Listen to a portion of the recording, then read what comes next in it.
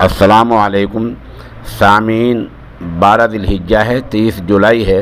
आज की ख़बरों की शुरुआत हम उड़ीसा में चल रहे मकातिब के निज़ाम से कर रहे हैं, जहां 2 बच्चियां तालीम सीखती, कुरान करीम की तालीम हासिल करती सुनाई देंगी।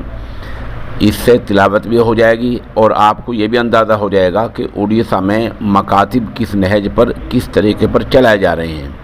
वहाँ से जनाब शब्बीर अहमद साहब ने ये अपना तरीक़ाकार इदारा सोशल इंडिया न्यूज़ के लिए भेजा है। वो ख़ुद मकातिब चलाते हैं। शब्बीर भाई मकातिब का बेहतर निज़ाम चला रहे हैं और वो ये निज़ाम महकमा सेहत की गाइडलाइन का ख़्याल रखते हुए घर घर जाकर 4, 5 या 2 बच्चों को पढ़ाते हैं। आप मुलाज़ा करें, 2 बच्चियाँ किस तरह तिलावत कलाम पाक कर रही हैं, किस तरह कुरान करीम सीख रही हैं। ये एक बेहतर तरीक़ा है, मौज़ू तरीक़ा है। इसको आप सुनें और अंदाज़ा लगाएं और आप भी अपने यहाँ इस तरीक़ाकार को जारी करने की कोशिश करें।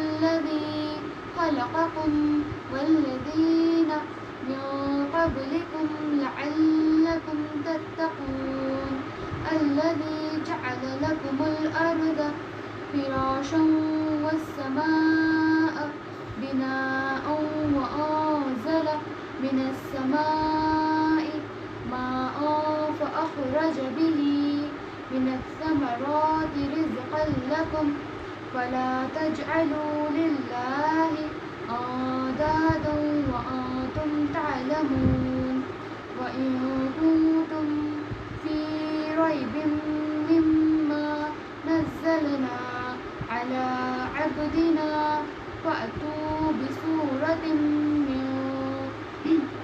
من مثله وادعوا شهداءكم من دون الله إن كنتم صادقين فإن لم تفعلوا ولن تفعلوا فاتقوا النار التي وقودها الناس والحجارة